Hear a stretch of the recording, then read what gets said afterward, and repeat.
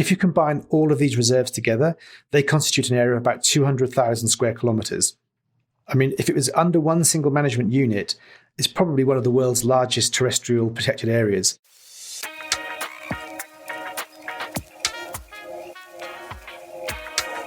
Welcome to another episode of Rewilding the World with Ben Goldsmith. Today I'm talking to Dr Stephen Browne, who is in charge of an enormous program of wildlife rehabilitation and rewilding in Saudi Arabia. Saudi Arabia is huge, almost 10 times the size of Britain, a place that was known for its deserts, but also once upon a time had savannahs akin to East Africa, with ostriches and striped hyenas and oryx and gazelles, big predators including leopards and cheetahs, and a lot of that's gone since the arrival of motorcars and guns and subsequent overgrazing by domestic livestock. Stephen's work is really very, very exciting, and thank you so much, Stephen, for taking the time to come and chat to me about all of this. How did you find your way to Saudi Arabia? Well, it was a bit of a circuitous route. It sort of started in the UK, working on conservation issues related to farmland birds. Then I was invited to go to Cambodia, and I fell in love with Southeast Asia. So I worked in Southeast Asia for about 15 years on a whole variety of conservation projects. And then COVID happened. I turned 50, and there's a couple of sort of life-changing moments, sat in one's basement for 2 years when one's used to traveling. And then this opportunity came up to go and work in Saudi Arabia. And to be honest, I'd never, ever thought that I would do conservation work in Saudi Arabia. But the project that was being talked about and being offered was just so amazing. And I thought, you know what, this sounds like a really good project to get involved with, particularly, as I said, turning 50, it could be the last major project I get involved with. So I thought, why not? And here I am in Saudi Arabia. Where are you now? Which city? So we're currently based in a relatively small town called Alula, right out in the sort of northwest part of Saudi Arabia, not too far from the Jordanian border, not too far from the Red Sea. And the northwest of Saudi Arabia is sort of different from the rest of the peninsula in that it's more mountainous, it's greener, gets fractionally more rainfall. How degraded is that landscape as compared with how it might once have been? I mean, if you go back far enough in time, I mean, not like millions of years ago, only like a few thousand years ago, maybe a couple of thousand years ago, it was, as you said earlier, it was like savannah. There was green fields, herds of grazing animals. But more recently, of course, things have changed. So with as you mentioned, overgrazing, hunting, and then global climate change, it is pretty degraded now. I mean, many of the animals that once lived here, fed on the grasses, that they've become extinct. The grasses have been overgrazed by livestock. So it is a very degraded habitat that I've inherited, that me and my team have inherited. What about tree cover? Is there any tree cover remaining? And is it a place for trees? It is. That was, to me, the most surprising thing. When I flew into Alula, I thought I was flying into the desert. So, I was expecting sand, basically, sand dunes.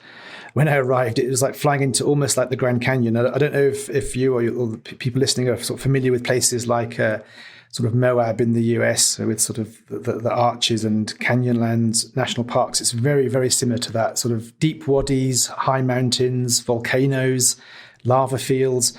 And then in those wadis, a lot of trees. I mean, it's not quite reminiscent of African savanna, but it could well be. And in fact, some of the wadis are almost like walking through forest. I visited one at the weekend, which was full of ficus trees. And it literally was closed canopy. Very much walking through a woodland. So a wadi is kind of a seasonal stream or river, runs through the landscape. Exactly. So when it rains, all the water runs through those wadis. And a consequence of that is some of those wadis hold the water, so they tend to be the greenest, luscious places in the desert. And what about wetlands? Saudi Arabia is a member of Ramsar and the Convention on Wetlands and has some pretty sizable wetlands. Are they up there in the northwest or elsewhere in the country? So there are a lot of coastal wetlands, and there are some inland wetlands as well. But what there are a lot of, and I was very surprised by this, is these seasonal wetlands. So we had some very heavy rains in August, which was quite a surprise for everybody.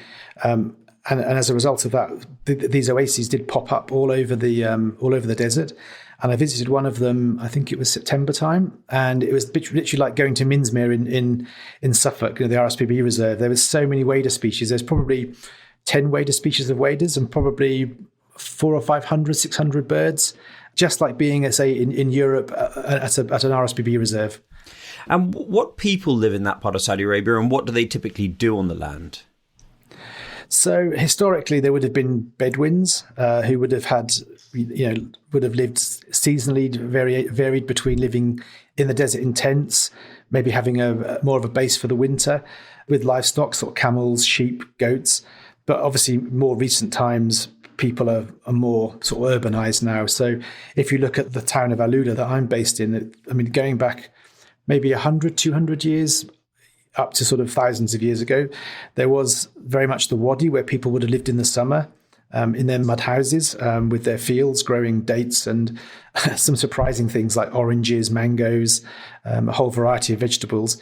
But then surprisingly, it gets very cold here in the winter. So people then move from the wadis into the more sort of stone-built old town, as it's known here, which is very much sort of as you'd expect in an Arabic town to look like, with sort of little alleyways and souks and the such like.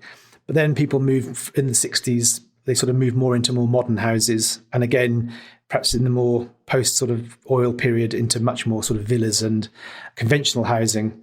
And the amount of people actually on the land has reduced dramatically. People don't make a living very much from grazing. It's sort of, for some people, it's more of a hobby, but there are still some that are dependent on herding sheep, herding camels, etc. And have the numbers of grazing animals declined as people have left the land? Or do those that remain have much larger herd sizes than previously? Well, that's the problem. So I think what happened here, and this was the biggest problem for Alula, was it has got these amazing, these sort of tremendous wilderness areas, which did receive annual rains. And when it did rain, grasses and all the plants would flourish. And at the moment, we've had a lot of rain this winter. And the deserts are literally green. It's like walking through meadows in Europe. It's unbelievable. People knew about that. So seasonally, people would have brought thousands, literally thousands, maybe even tens of thousands of sheep, goats from places like, other neighbouring countries. Some of the bigger cities brought them to the countryside. They would have just walked across the desert, eating everything in their path. And once they'd eaten everything, they'd be put back onto trucks and taken back to the countries where the people came from, or the cities where they came from. So they would have completely denuded all of vegetation. So in those cases, there was thousands of animals would have been grazing. Now, traditionally, people have flocks are more like dozens or low hundreds of sheep and goats. So that's good news, that the pressure of grazing by domestic livestock has naturally eased off in the landscapes where you're working. Very much so. So I think there is certainly a decrease in just sort of local grazing. We're in a position within Alula that we're able to control and regulate what happens here. And as a result, we have been able to sort of pass legislation that limits people from outside the county bringing their grazing animals in. So as a result, external grazers can no longer come. Local grazers have smaller herds as they move away from a sort of rural agrarian lifestyle to a more sort of city lifestyle. So yes, pressure has reduced. So what has the Saudi government under Crown Prince Mohammed bin Salman decided to do in Alula? It goes even beyond sort of Alula. As many people are probably aware now, there is this thing called the Saudi 2030 vision. And one of the pillars is to move away from a dependency on income from oil and looking at other income streams, one of which is tourism. So the area here of Alula has a huge human history going back at least 200,000 years. More recently, from the 200,000 years ago up to the present day, there's been a succession of different civilizations, be it Dadanites, Nabatean. Nabatean is one that's particularly of interest because people will know of Petra. So Petra was the Nabatean capital in the north, and Alula was a Nabatean capital in the south. So we have buildings very, very similar to the rock-carved buildings you see in Petra. They are here in Alula. And that was because of that sort of history and those amazing buildings. Hegra, which is the site we have here, was made a World Heritage Site. It was the Kingdom of Saudi Arabia's first World Heritage Site. So as a result of that, Alula was identified as an area to build tourism, with the hook being Hegra. So it was identified as one of the sort of giga projects, or one of the main projects under the Saudi 2030 vision.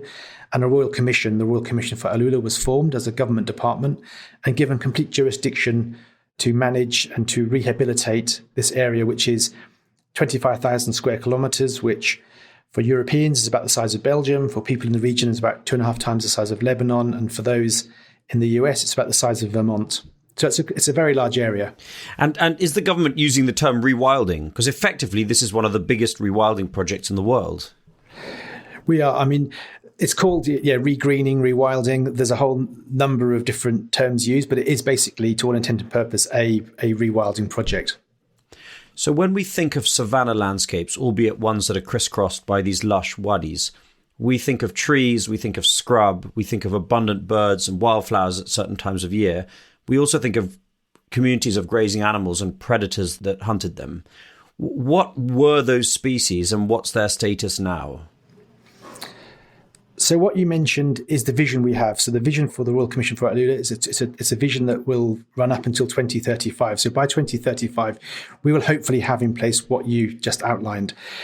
At the moment, we are pretty much ground zero. We are very degraded habitats. Probably most natural herbivores are either extinct or pretty close to being extinct. And all of the large predators are pretty much absent. There is one exception, which is Arabian wolf. They seem to be doing very well, probably as a legacy of being able to switch to livestock. So at the moment, things are at their lowest. Well, they were probably a year ago at their lowest ebb, but we've been working very hard for the last year, and we're starting to see a turnaround. So the grazing animals there, two kinds of gazelles? There are two species of gazelle, sand gazelle and Arabian gazelle, or called the Idmi gazelle as well. There is Arabian oryx, which is the big, beautiful white with the long, massive sort of curved horns, and Nubian ibex, which is sort of very similar to a goat that can defy all logic by climbing up a vertical rock face. And all four of those species are present in low numbers in the landscape today? Well, they are now because we've introduced some. But if we didn't introduce them, pretty much the gazelle and the oryx were hunted out. Arabian oryx was pretty much extinct. Well, it was extinct in the wild, and it's been brought back, through years of sort of conservation breeding and reintroduction. It was extinct from the landscape here. It was overhunted. So sand gazelle, Arabian gazelle, and oryx were extinct here locally, and a few ibex were hanging on because they survived high up in the mountains and got away from the hunters' guns. Is ibex the same as Arabian tahir? Similar. So the Arabian tahir is a kind of mountain goat that lives on the Arabian Peninsula. Are they present in your landscape? They're not, no. They're I think they're further to the north, and maybe around more the Emirates area. And then of the guild of carnivores, so you said the Arabian wolf is doing well, which is presumably a subspecies of Eurasian wolf. What about striped hyena? Is that present still in the landscape? So had you have asked me that question about 3 days ago, I would have said no. So interestingly, what we're doing is we have a big project to bring back the Arabian leopard. And in terms of identifying the key sites to bring that species back, we've been doing camera trapping surveys the whole length of the west coast of Arabia, along the sort of mountain chain that runs from the Yemen border all the way up to the Jordanian border. We've been doing almost 2 years worth of camera trapping now. We have in those camera traps captured hyenas to the south, hyenas to the north, but no hyenas here. But 3 days ago, we captured our first striped hyena in Alula, so that was great news for us. We also have caracal, Arabian wolf, as I said. Now we know we have striped hyena. That's wonderful news. And the hunting of all of these animals is strictly illegal now across Saudi Arabia. Hunting is no longer the issue that it once was. In theory, it's not the issue because the government has taken it very seriously and is now imposing very large fines. I mean, probably tens of millions of dollars fines if you, for example, hunted an Arabian leopard. So hunting isn't as much of a problem as it was because there is the disincentive not to do it through the fine system. And also places like here in Alula, we do have a ranger force that's here to sort of enforce the laws, and the government has set up a special forces for environmental security, which is they're effectively police. They're in military fatigues. They carry guns, and they very much enforce the law here to protect the animals from hunters. And that's effective. So hunting has more or less disappeared from the landscape. More or less. I won't say it's completely gone. We have had one incident recently where one of the animals we released with a satellite collar was unfortunately hunted, but that was, it is very few and far between now. Whereas I think historically, every Bedouin, every Saudi pretty much carried a gun and pretty much fed themselves off the land. Stephen, can you tell me a little bit about the captive breeding that's going on? What species, where, what's the emphasis?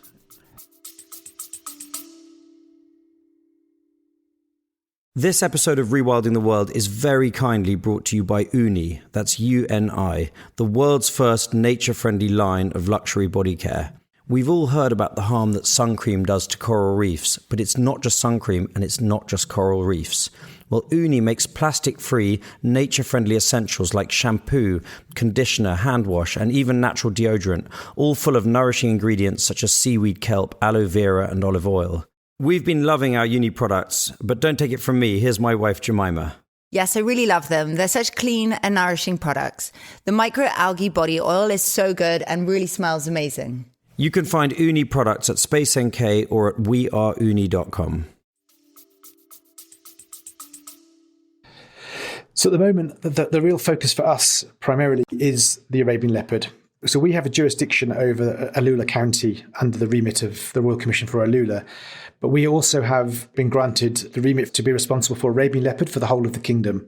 So we're responsible for identifying sites where they may remain, sites where they should be potentially reintroduced, and then we've been given responsibility for conservation breeding of that species. So we have currently 19 Arabian leopards in captivity. 4 of those are cubs that were bred in the last 20 months.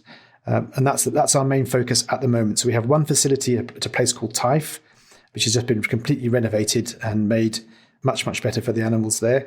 We're also planning, starting this year, to build a bigger facility here in Alula, which will be a sort of cutting-edge, world-leading breeding centre, which we will hopefully breed all of the herbivores we mentioned, so things like the oryx, the gazelle, the ibex, as well as Arabian leopards, and other things like hyrax and rabbits and hares, and even some fish, some local endemic fish we hope to breed here to reintroduce.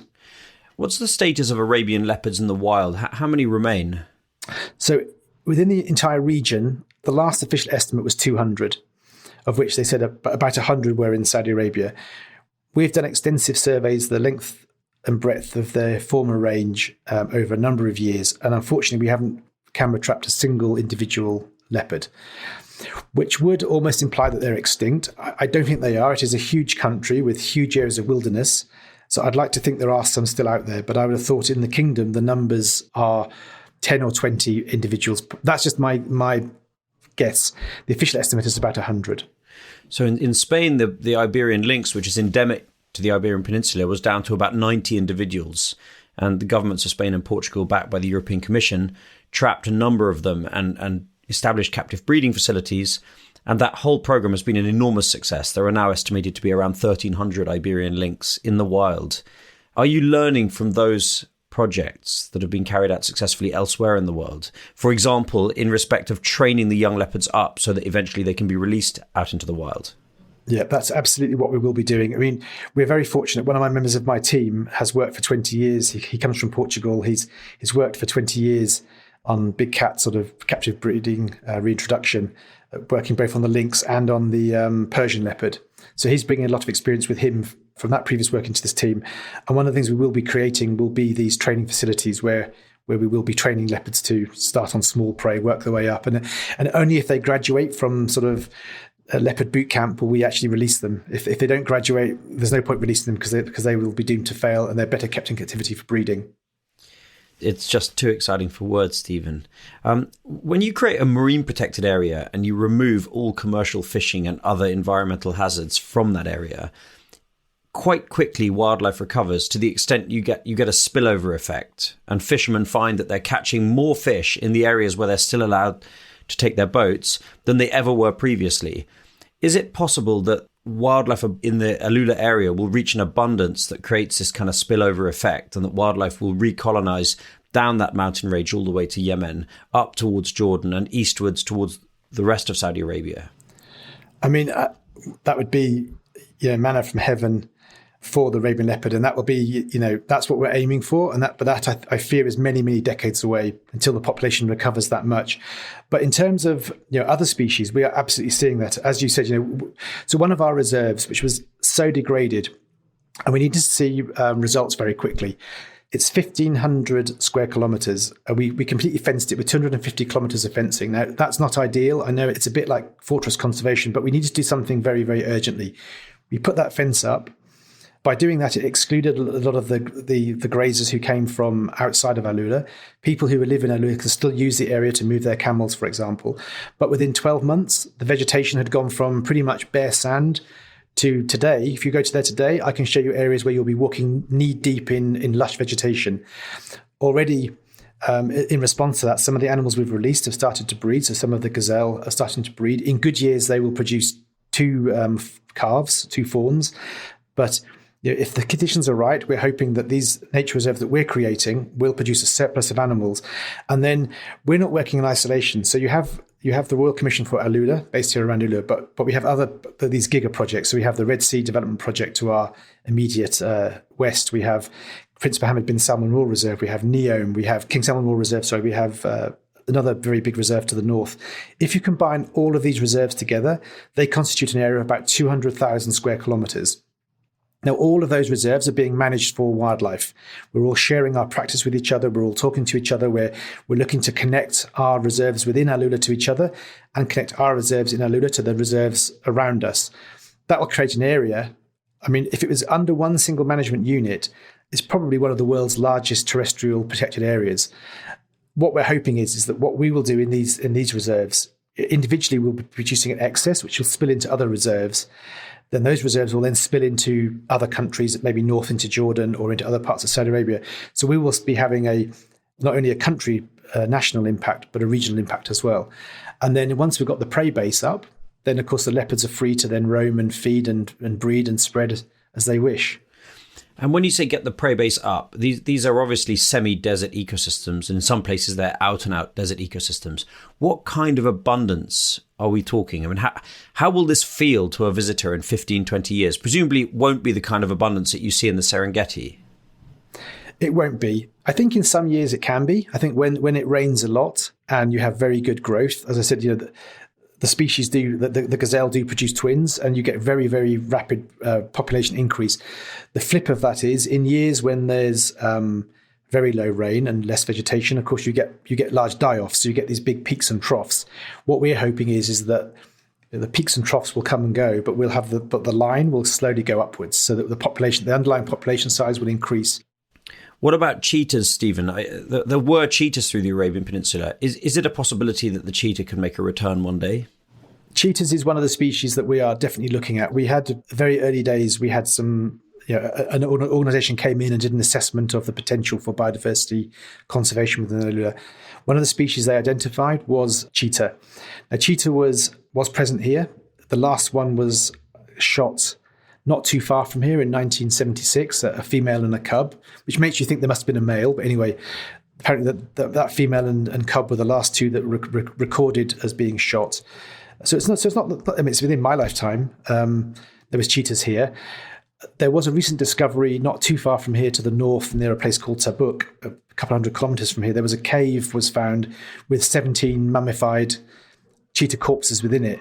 Now, that's a bit gruesome, I know, but where it becomes interesting is we can use the DNA from those to look at the DNA that they... Now, are they actually African cheetahs, or are they Asiatic cheetahs? Are they more analogous to, say, the northern African cheetahs? Are they more analogous to the southern? Who knows what they are? When we find out, one of the things we're very keen to do, some of the work has already been set up by reintroductions in India. We're hoping to follow that and one day release cheetahs back into Alula. Wouldn't that be extraordinary? I mean, the cheetah's range was far, far larger than the range we see today, mostly in southern Africa and a few in North Africa. I mean, the dominant predator of the Great Steppes of Uzbekistan is thought to have been the cheetah not so long ago. So that's spectacular. Does the project that you're working on and this wider story of rewilding in Saudi Arabia have support all the way from the very top? It's absolutely from the top. There is this thing established, it's called the Saudi Green Initiative. That very much is at the national level. That feeds into the Middle East Green Initiative, which is the regional sort of target setting and monitoring. Within that, we have our small part to play. So we're planting trees, for example. We're planting 10 million trees by 2035. That will feed into the ambition of Saudi Arabia to plant 20 billion trees. Absolutely what we do on the ground feeds up to that national target. And that Saudi Green Initiative a fundamental part of the Saudi 2030 vision. And of course, the big cat specialist NGO Panthera has been integrally involved as well in establishing captive breeding for leopards in Arabia, and ultimately will be involved in the reintroduction process, presumably. Yes, very much. I mean, we partner. So we have the responsibility, but we partner closely with Panthera. So they're providing a lot of the scientific basis for our work, but also they are now sort of helping us by managing our captive breeding facility. So yes, Panthera are very key to the work we're doing. And we also work through another organization called Catmosphere, which raises awareness globally. So there was a whole load of events on 10th February, which is the Arabian Leopard Day. So we do things all around the world to raise global awareness of the leopard. And then we also established something called the Arabian Leopard Fund to fund research and work on the species throughout the region. You mentioned earlier that Saudi Arabia plans on planting 20 billion trees. Presumably those are not in Saudi Arabia. A chunk of them are, but is that goal across the whole region? Is there a kind of Rewilding Arabia initiative in the offing? Oh yes, very much so. So under the Middle Eastern Initiative, I can't remember what the regional target is, but it is tens of billions of trees to be planted across the region. I think here in Saudi Arabia itself, I think the number is 10 billion in Saudi Arabia. So there's a whole range of projects. So all of the big projects like us here in Alula, the Red Sea Global, we're all planting millions of trees, feeding up to that target, that national target. Stephen, thank you so much for taking the time to talk to me today. This is really one of the most exciting rewilding projects in the world. I love the idea of travelling to Saudi Arabia and experiencing a safari of the kind that we might experience in North Africa or South Africa.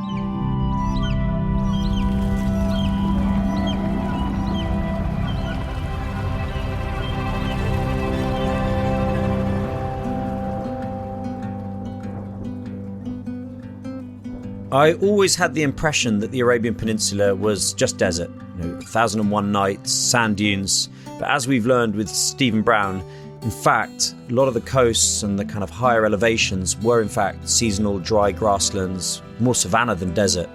And the aggregations of wildlife were far greater than anything I had imagined. The oryx, the gazelles, leopards. The work that Saudi Arabia is doing, led by Stephen and his team, is astonishing in its ambition and its scale. And I've really enjoyed having Stephen with us.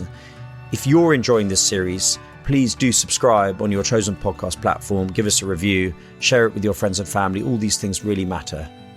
Next time I'm going to be talking to a remarkable lady called Astrid Vargas, who conceived and put together the effort by Spain and Portugal to save the world's rarest big cat, the Iberian lynx. It's an amazing story. Please join us.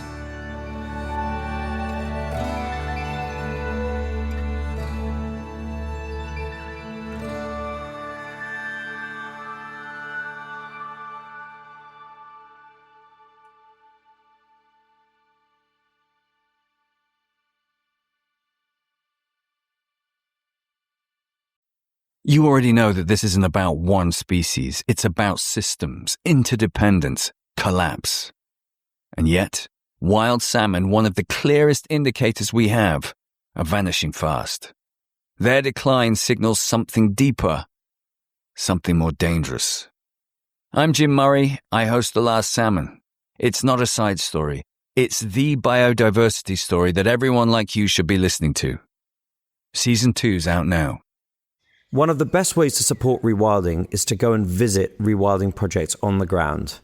My friends at the European Nature Trust have asked me to tell you about the series of coexistence adventures that they've put together. They're designed to give you the best chance of seeing Europe's most iconic species, bears, wolves, lynx, and so on. All of these are on the rise in Europe because of rewilding projects. These trips are hosted by expert guides and conservationists, and most importantly, the European Nature Trust is giving half of the revenues directly to the foundations working on the ground to restore wildlife. I'd love you to check out these coexistence adventures at the European Nature Trust website.